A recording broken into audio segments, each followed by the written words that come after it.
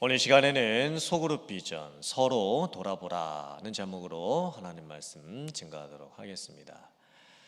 신약 성경에 서로라고 하는 단어와 서로라고 하는 의미를 가지고 있는 성경 구절들이 상당히 많습니다. 제가 한번 정리를 해봤는데요. 화면 보시고 천천히 같이 한번 읽어보도록 하겠습니다. 서로 화목하라. 서로 사랑하라. 서로 우애하라. 서로 존경하라. 서로 마음을 같이 하라. 서로 판단하지 말라. 서로 받으라. 서로 권하라. 서로 무난하라. 서로 섭리라. 서로 짐을 지라. 서로 용납하라. 서로 인자하게 하며 불쌍히 여기라. 시와 찬미와 신령한 노래로 서로 화답하라. 그리스도를 경외함으로 피차 복장하라. 다음요. 오직 겸손함으로 다른 사람을 나보다 낮게 여기라. 서로 가르치라. 서로 격려하라. 서로 덕을 세우라. 사랑과 선행으로 서로 격려하라. 서로 비방하지 말라. 서로 원망하지 말라. 서로 죄를 구하라. 서로 기도하라.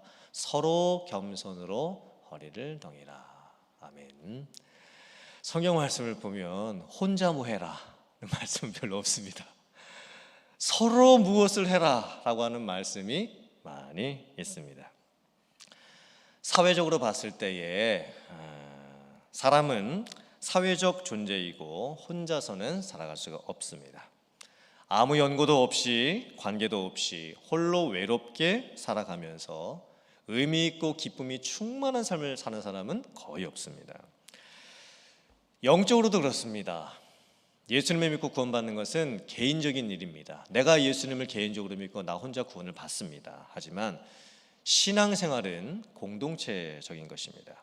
교회를 다니는 것도 사실 나 혼자 다닐 수 없습니다. 성도들과 함께 신앙생활을 하면서 우리가 서로 해야 할 책임과 의무가 있습니다. 오늘날 우리들은 군중 속의 고독을 겪으면서 살아가고 있습니다.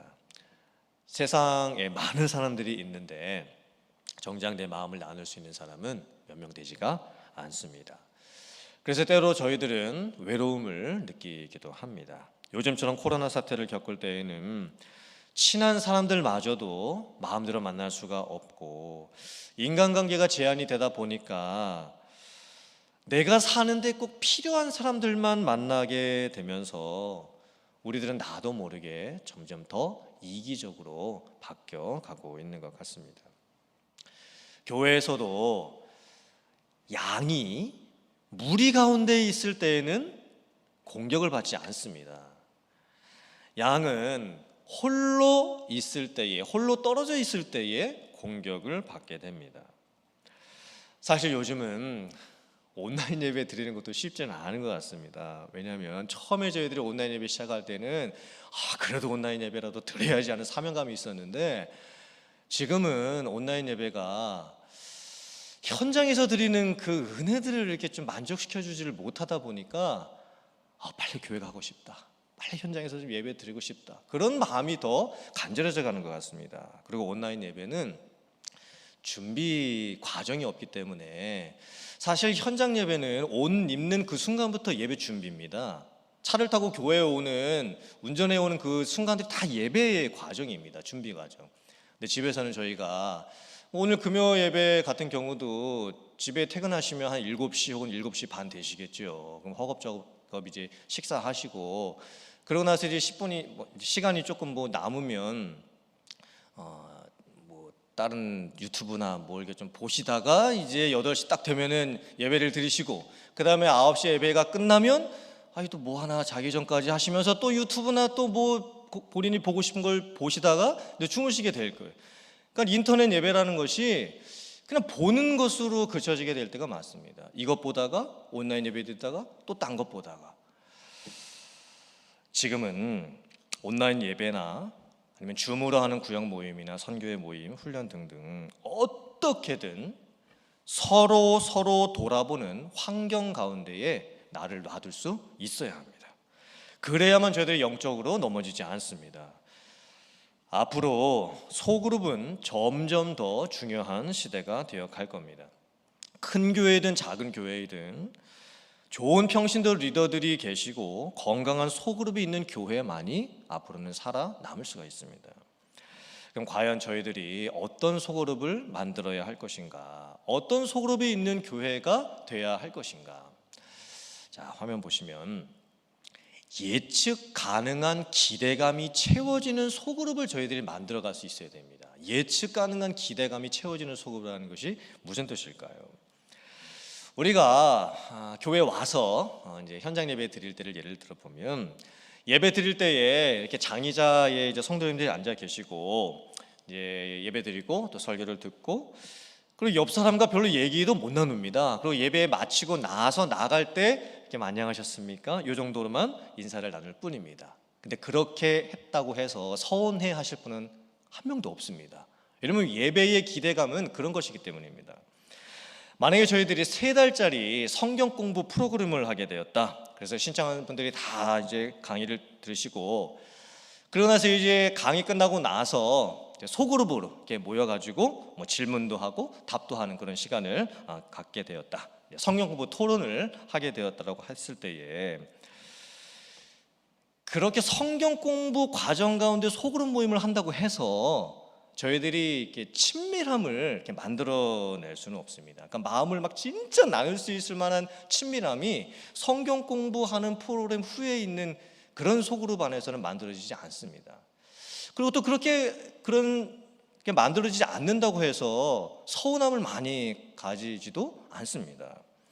또 제자 훈련을 하다가 보면 8개월 동안을 저희들이 제자 훈련을 하게 되는데 사실 제자 훈련이기 때문에 숙제하기도 바쁘고 교재 예습하기도 바쁘고 또 진도 나가는 것도 바쁘고 큐티 나오는 거 나누기도 바쁘고 암송 해보는 것도 바쁘고 그래서 사실 제자 훈련하면서도 서로를 알아가는 과정이 조금 부족합니다. 그래서 제자 훈련 끝나면 항상 좀 아쉬운 피드백이 뭐냐면 저희들이 너무 친해지지 못했다라는 아쉬움이 항상 이렇게 남습니다. 하지만 제자 훈련은 목적 자체가 이 훈련이기 때문에 그 안에서 막 인간적인 친밀함을 그렇게 많이 나누지 못한다고 해서 그것 때문에 막 서운해하고 뭐 그러지 또 않게 됩니다. 그런데 이제 이 구역이라고 하는 소그룹은 좀 다릅니다. 사람들이 구역이라고 하는 소그룹에 들어가면 뭘 기대하냐면 사실 구역은 뭐 성경 공부를 하면 저희들이 얼마나 깊은 성경 공부를 하겠습니까? 구역의 소그룹의 기대감은 뭐냐면 친밀감입니다. 관계, 나눔. 그래서 구역 안에 저희들이 들어가게 되면 서로를 돌보는 것, 서로를 챙겨주는 것 그런 기대감을 갖게 됩니다. 근데 이제 문제가 어디서 생기냐면 전통적인 옛날 방식을 갖고 있는 그 구역 같은 그 소그룹 안에서는 구역장님이 다 나를 챙겨주기를 다들 기대를 합니다. 그러니까 구역장님이 나를 많이 챙겨주시겠지. 그러니까 구역장님만 많이 일을 하실 거를 이제 기대를 하시게 되는 거예요. 또 전통적인 또 교회의 특징이 뭐냐면 이제 담임 목사님이 이제 다 챙겨주시길 이제 기대를 하게 되겠죠. 하지만 소그룹 안에서 구역장님만 챙기는 게 아닙니다. 그리고 책임감은 구역장님만 가지셔야 될 게 아닙니다. 저희들이 앞으로 더 만들어 가야 할 비전을 갖게 되는 건강한 소그룹의 특징이 뭐냐면 구역장님 한 분만 책임감을 갖고 그렇게 돌보는 것이 아니고 그 소그룹 안에 3가지가 있어야 됩니다. 3가지. 그러니까 우리가 함께 서로 만들어 가야 할 소그룹의 모습 반드시 있어야 될 3가지. 그게 무엇일까? 첫 번째는 책임감입니다. 책임감. 우리가 서로 함께 책임감 있게 소그룹 안에서 나눠야 합니다. 첫 번째는 우리는 같이 모이기로 약속을 했고 서로가 약속을 지키기에 충실함을 그 가운데 서로 지켜야 됩니다. 두 번째는 오늘 모두 같이 만날 수 있겠지라고 하는 기대감이 그 안에서 서로 지켜줄 수 있어야 됩니다. 세 번째는 내가 모임에 나타나지 않으면 다른 사람들이 나를 걱정할 것이라는 미안함이 그 가운데에서 서로 지켜져야 하는 겁니다. 소그룹 안에 책임감은 구역장님만 가져서는 안 됩니다. 구역원들 모두가 함께 책임감을 가지고 있어야 합니다. 전통적인 이제 옛날 소그룹은 그 교회의 모든 성도님들을 다 구역이라고 하는, 아니면 뭐 셀이라고 하는 뭐 다락방이라고 하는 소그룹 안에다 다 집어넣습니다. 그렇게 되면 문제가 뭐냐면, 사실 모든 사람들을, 성도님들을 다 그 소그룹 안에 집어넣게 되면 책임감을 느끼는 정도가 다 다릅니다. 그래서 어떤 분들은 책임감 있게 그 모임에 참석도 해주시지만, 많은 분들 같은 경우는 책임감 없이 그냥 그 구역 안에 이름만 걸고 들어가 있는 경우가 있습니다. 그럼 구역장님 입장에서는 그 모든 분들을 다 섬기기가 상당히 힘들 수도 있습니다. 저희가 앞으로 만들어야 될 그 건강한 소그룹의 특징이 뭐냐면, 우리가 다 같이 책임감을 갖고 소그룹 안에서 들어가서 섬기는 겁니다. 그래서 어떤 경우에는 그 구역과 같은 소그룹 안에 들어가기 위해서 서약서를 쓰는 경우도 있습니다. 그러니까 나는 이 소그룹에 들어가서 이런 것들을 꼭 제가 책임감 있게 하겠습니다 라고 서약서까지 쓰고 그 소그룹에 들어가게 되는 거예요. 왜냐하면 서로가 지켜야 할 책임감이 없이는 건강한 소그룹을 만들어갈 수 없기 때문입니다. 나중에는 구역장님 혼자서만 책임감을 지고 구역장님 혼자서 하시다 보면 이제 지치실 수가 있게 되는 거예요. 서로 책임감을 질 수 있어야 됩니다. 두 번째 꼭 있어야 될 게 뭐냐면 소속감입니다. 소속감. 이 소속감의 의미는 뭐냐면, 첫째는 내가 어딘가에 받아들여지고 연결되어 있는 끈끈함이 그 소그룹에 있어야 됩니다. 두 번째, 내가 그들과 함께 있는 것에 대한 편안함이 느껴질 수 있어야 됩니다. 세 번째는 내가 이런 얘기를 해도 그들이 다 들어줄 것이라고 하는 안정감을 느낄 수 있어야 되는 거예요. 이제 전통적인 옛날 방식의 소속을 갖고 있는 교회에서는 이 구역 조직을 이 담임 목사님께서 1년에 한 번씩 혹은 2년에 한 번씩 이렇게 좀 한꺼번에 확 바꾸는 경우가 있습니다. 획일적으로 바꾸는 거예요. 이제 전체를 그냥 막 섞습니다. 담임 목사님 혼자 하시는 거예요. 그럼 항상 문제가 뭐냐면, 담임 목사님이 그거를 다 섞기도 어려울 뿐더러 섞어 놓으면 여기저기서 막 말이 나오기 시작합니다. 나를 왜 이쪽으로 보내셨습니까? 나를 왜 저쪽으로 보내셨습니까? 어려운 일들이 너무 많이 생기는 거예요. 근데 저희들이 이제 앞으로 만들어 가야 될 건강한 소그룹의 이 모습이 어떻게 되어야 되냐면, 만약에 한 가정이 소그룹 안에 배정이 되면 최소 2년 혹은 3년 정도를 그 소그룹 안에 계속 머무르는 거예요. 그리고 인원수는 6명에서 10명이 적당합니다. 부부로 따지자면 한 4가정 정도? 부부 4가정 정도면 8명이잖아요. 그게 제일 좋아요. 그리고 이제 싱글분들도 계시니까 뭐 한 6명에서 뭐 많으면 10명 정도까지가 제일 좋고, 만약에 그 인원수로 3년을, 뭐 저희는 한 달에 한 번밖에는 못 모이겠지만 앞으로는 뭐 한 달에 2번 아니면 매 주일을 그렇게 만난다라고 한다면 얼마나 그 안에서 서로 친밀감을 느낄 수 있겠습니까? 소속감을 얼마나 많이 느낄 수가 있겠습니까? 그리고 이제 한 가정이 나가게 되는 경우는 그냥 자연스럽게 나가게 되는 겁니다. 제일 먼저 그 소그룹에 들어왔던 한 가정이 제일 오래됐으니까 이제 3년 정도 되시면 다른 곳으로 이제 자연스럽게 가시게 되는 거예요. 그러니까 본인도 이제 한 3년 정도 되면 내가 떠나야 할 것이라는 것을 이제 알게 됩니다. 근데 이제 그 떠나게 될 때 본인도 떠나기가 싫고 구역장님도 보내기가 싫고 구역원들도 보내는 게 너무 아쉬워서 서로 막 못 보낼 것 같다고 그렇게 그런 안타까운 마음을 가지고서 이제 보내게 됩니다. 그러면 그분은 이제 다른 구역 안에 들어가시게 될 때 그 다른 구역 안에 이미 한 2-3가정 정도 친밀감을 가지고 있는 구성원들이 있습니다. 그러면 새로운 사람들이 그 안에 들어가게 될 때 전혀 어색하지 않게 새롭게 들어가게 되는 거예요. 그러면 또 그 안에서 2, 3년 정도 같이 있다가 제일 또 이제 오래되신 분이 자연스럽게 또 때가 되면 떠나게 되는 겁니다. 이렇게 저희들이 소그룹을 만들어 갈 수 있다고 한다면 정말 이 소속감이 확실한 그런 구역을 저희들이 만들어 갈 수가 있습니다. 그래서 일정 기간 동안 일정 사람들을 일관되게 유지하는 게 참 중요합니다. 그다음에 세 번째, 돌봄이 있어야 됩니다. 돌봄의 의미는 뭐냐면 첫째는 내가 힘들고 어렵고 급한 일이 생겼을 때 전화하고 찾게 되는 필요함인 거예요. 그러니까 내가 제일 급하게 찾게 되는 게 구역장님이 되셔야 되고 구역원들이 돼야 되는 거예요. 두 번째는 희노애락을 함께 느끼는 생일, 결혼, 장례 등 이벤트를 함께 해야 합니다. 세 번째는 내가 받은 사랑을 다른 사람에게 다시 주게 되는 재생산이 있게 되는 거예요. 이 건강한 소그룹의 돌봄이 되는 소그룹의 특징이 뭐냐면 한 사람만 빠져도 금방 티가 납니다.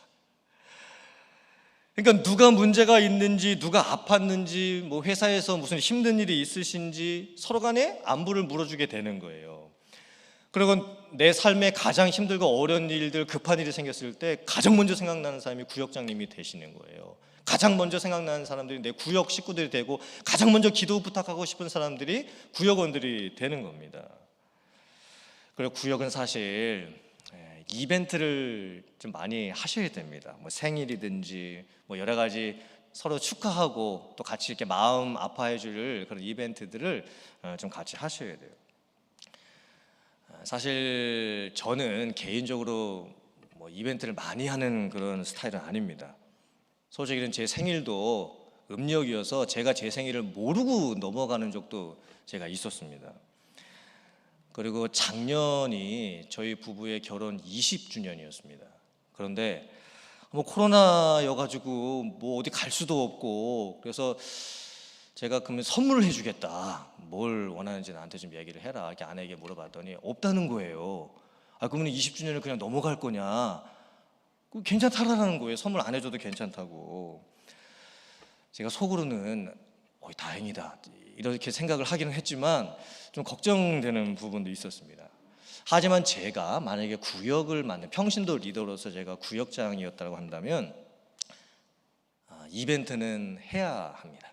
아마 했을 것 같아요. 저 같은 경우에는. 왜냐하면 그렇잖아요. 이 구역이라고 하는 소그룹은요 뭔가 이렇게 좀 같이 살붙이는 게 있어야 돼요. 서로 축하해주고 막 같이 웃고 같이 이렇게 챙겨주는 그런 것들이 좀 있어야 됩니다. 그러니까 재미가 있어야 됩니다. 일단 그러면 소문이 나는 거예요. 그 소그룹 안에 들어가면 너무너무 좋다라고 하는 소문이 나게 되면 소그룹에 안 들어가셨던 분들도 나도 한번 들어가 보고 싶다라고 하는 그런 마음을 갖게 되어가는 겁니다. 그러니까 저희들이 앞으로 만들어가야 될 소그룹은 구역장님 혼자서 책임지고 이끄시는 소그룹이 되면 안 됩니다. 소그룹 안에 구성원들이 함께 만들어가는 소그룹이 돼야 됩니다. 세 가지가 있어야 되는 거예요. 첫째는 뭐였죠? 책임감. 두 번째는 소속감. 세 번째는 돌봄. 이걸 저희가 서로 만들어갈 수 있어야 되는 거예요. 서로. 그리고 이 소그룹 안의 모습을 보면 소그룹에 이제 여러 분들이 이제 모이시게 될 텐데 거기에 이런 역할들이 이제 나눠지게 될 겁니다. 첫째는 리더, 구역장님이시겠죠. 두 번째는 헬퍼가 있을 거예요. 그러니까 구역장님 입장에서 보셨을 때 구역장님에게 힘이 되는 분이 있어요. 그러니까 잠재적인 리더감이 그 구역 안에 있을 겁니다. 세 번째는 성장하는 사람. 그러니까 이분이 구역 안에 오시면서 그래도 이렇게 영적으로 이렇게 성장하는 게 이렇게 보이는 그 구역원들이 있을 겁니다. 네 번째는 돌봄이 필요한 분도 계시겠죠. 구역 안에 끊임없이 돌봐줘야 돼. 끊임없이 관심을 가져주고 사랑을 줘야 되는 그런 분들도 있습니다. 또 밥을 사거나 장소를 제공해 줄 수 있는 그런 분도 계실 테고 또 어떤 구역에는 아이 봐주시는 분도 필요할지도 몰라요. 그 아이들이 많은 구역 같은 경우에는 그럼 그분의 역할은요 다른 분들 구역 모임 하실 때에 아이들만 봐주시는 거예요. 그 역할도 얼마나 소중합니까? 사실 구역 안에 계신 모든 소그룹 그 구성원들이 다 똑같지가 않습니다. 그런데 참 신기하게도 서로 할 수 있는 역할들이 나누어지게 되면서 서로 섬길 수가 있는 거예요. 어떤 분은 구역장으로 섬겨주시고 어떤 분은 구역장님을 정말 잘 도와주시는 헬퍼 역할로 섬겨줄 수도 있고, 또 구역장님 입장에서 봤을 때는 어떤 한 분이 정말 이렇게 자라가는 것이 보일 때, 내 구역 안에서 어떤 한 분이 자라가는 게 보이면 그것만큼 구역장님 입장에서 이렇게 기쁘고 감사한 일이 없습니다. 또 어떤 분에게는 계속 신경 써줘야 되는 분들이 있죠. 끊임없이 그냥 사랑을 베풀어주고 돌봐줘야 되는 분들이 있는 거예요. 근데 참 감사하게도 그렇게 연약하고 또 아직 믿음이 약한 분들이라 할지라도 구역 안에서 그 한 분을 끌어안고 같이 염려해주고 같이 기도해주고 하면 그분도 결국에는 회복이 되고, 또 그 회복된 모습을 보는 구역원들도 얼마나 기쁜지 모릅니다. 또 구역 안에 보면 눈치 있게 이렇게 뒤에서 알게 모르게 이렇게 챙겨주시고 섬겨주시는 분들이 또 계실 거예요. 그런 분들 계시면 또 얼마나 그 구역이 잘 되겠습니까? 사실 소그룹이 시작되어서 정착되고 열매가 맺어지기까지는 상당히 많은 시간이 필요합니다. 그래서 리더가 없으면 소그룹은 시작하지 않아야 합니다. 근데 전통교회에서는 어떻게 되냐면 일단 사람들이 정해져 있으니까 누구라도 그냥 리더를 이렇게 세울 수밖에 없는 상황이 벌어지게 됩니다. 그러면 처음에 한 20개 정도로 만약에 소그룹이 시작된다 할지라도 나중에 1년 지나고 2년 지나면 소그룹이 계속 줄어들게 되는 거예요. 왜냐하면 건강한 리더가 세워지지 않은 상태에서 소그룹을 만들어갔기 때문입니다. 그러니까 건강한 리더를 세우는 게 제일 중요합니다. 그리고 그 건강한 리더에게 사람을 붙여드리면 반드시 그 소그룹 안에서 성장이 일어나게 되어 있습니다. 그리고 그런 소그룹들이 많이 만들어지게 되면 그 교회는 반드시 부흥하게 되어 있습니다. 근데 쉽지는 않아요. 왜냐하면 이게 시간이 걸리기 때문에 그렇습니다. 그래서 저희는 예수님처럼 하면 돼요. 예수님도 12제자들을 부르셨을 때 12제자들을 부르시고 그들을 훈련시키시고 그 12제자가 변해서 복음의 일꾼들이 되기까지는 참 상당히 많은 시간이 걸렸습니다. 화면을 한번 보여주세요. 예수님이 제자들을 부르실 때에 첫 번부터 12제자를 한꺼번에 이렇게 부르시고 세우신 게 아닙니다. 성경을 잘 살펴보면, 자, 요한복음 1장 35절부터 51절 말씀에 보면 예수님께서 안드레와 다른 제자와 그 다음에 베드로, 빌립, 나다나엘을 만나시게 되는데, 이게 첫 번째 예수님께서 5 제자를 만나셨던 장면이었습니다. 그때 이 안드레가 베드로에게 뭐라고 말을 했냐면 내가 메시아를 만났다, 이렇게까지 고백을 했습니다. 그런데 이런 만남이 있은 후에 5 제자가 예수님을 따라다니지 않습니다. 1년의 시간이 그냥 갑니다. 1년의 시간이 흐르고 나서 그 다음에 이제 마태복음 4장 18절부터 22절과 마가복음 1장 16절부터 20절 말씀을 보면 예수님께서 이제 갈릴리에서 1년 지나고 나서 베드로, 안드레, 야고보, 요한 4명의 제자를 부르십니다. 그때 이제 사람 낚는 업으로 이제 부르시는 거예요. 이때부터 이제 이 4명의 제자는 자기 것 다 버리고 예수님을 따라가게 됩니다. 그리고 얼마 지나고 나서 이제 누가복음 5장 1절부터 11절 말씀을 보면 베드로, 안드레, 야고보 이 3명에게 예수님께서 깊은 곳에 가서 그물을 던지라 라고 말씀하시면서 다시 한번 또 사람을 취하리라 라고 하시면서 이 제자들을 부르시는 장면이 또 나옵니다. 물론 이제 어떤 해석에서는 마태복음 4장, 마가복음 1장과 누가복음 5장이 같은 사건이라고 보시는 분들도 계시는데 이걸 다른 사건으로 보는 분들도 있습니다. 그리고 나서 이제 또 마태복음 9장 9절부터 13절, 마가복음, 그 다음에 누가복음 거기 보면 이제 마태를 부르시는 거예요. 그리고 나서 이제 마태복음 10장, 마가복음 3장, 누가복음 6장에 가서야 예수님께서 12제자를 다 부르시고 확정을 하십니다. 그러니까 예수님께서도 12명 제자 소그룹을 하실 때 시간이 필요했습니다. 처음부터 잘 되었던 게 아닙니다. 예수님 입장에서도 이 12명을 다 모으기까지 상당히 많은 시간이 필요하셨고 노력이 필요하셨던 거예요. 그리고 모아놓은 그 12명의 제자들의 모습이 완벽했던 모습도 아니었습니다. 예수님의 12제자들의 성격도 제각각 다 달랐습니다. 세베대의 아들 야고보와 요한은 성격이 얼마나 불같았으면 예수님께서 별명을 우레의 아들, 천둥의 아들이라고 이렇게 붙여 놓으셨겠습니까? 또 시몬 같은 경우는 열심당원이었습니다. 그래서 이 로마 정부를 타도해야 한다고 하면서 이 데모에 앞장섰던 사람이 이 시몬이었던 거예요. 그러니까 12제자의 이 소그룹 안에 있는 이 구성원들의 모습을 보면 참 이 리더로서 품기 어려운 사람들입니다. 예수님이셨으니까 이 12명의 제자를 품으셨지, 아마 저보고 이 12명의 제자를 품고 훈련을 시켜라고 했으면 아마 못했을 것 같습니다. 왜냐하면 너무나 다른 이 사람들이 이 12명 제자의 모습이었기 때문에 그렇습니다.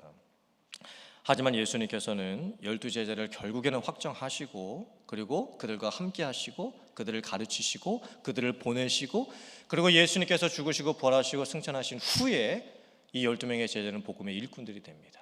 교회를 세우고 세계 선교를 이루어가는 사람들로 바뀌어가게 됐던 거예요. 그러니까 제가 우리 구역장님들께 먼저 격려드리고 좀 부탁을 드리고 싶습니다. 힘든 부분이 많이 있으시겠지만 시간이 지나가면 반드시 열매는 맺어지게 될 줄 믿습니다. 그 확신이 있으셔야 돼요. 구역장님에게 그런 확신이 있으셔야 합니다. 저도 마찬가지입니다. 저도 우리 교회를 목양하면서 시간이 지나가면 반드시 열매 맺을 날은 온다. 저는 그 확신을 가지고 목회를 하고 있습니다. 그리고 구역원들께도 제가 부탁을 좀 드리겠습니다. 구역장님이 나 챙겨줄 거, 물론 구역장님이 나를 챙겨주시겠죠. 당연히 챙겨주시겠죠. 하지만 그것만 바라보지 마시고 여러분들이 같이 만들어가 보세요. 건강한 소그룹의 모습을 함께 만들어가 보세요. 서로 돌아보고 서로 책임지고 서로 소속감을 갖고 서로 돌볼 수 있는 관계를 만들어가 보시길 바랍니다. 그리고 성경이 말씀하고 있는 그런 과정들을 다 거치고 나면 반드시 그 소그룹 안에서 열매가 맺어지게 될 줄 믿습니다.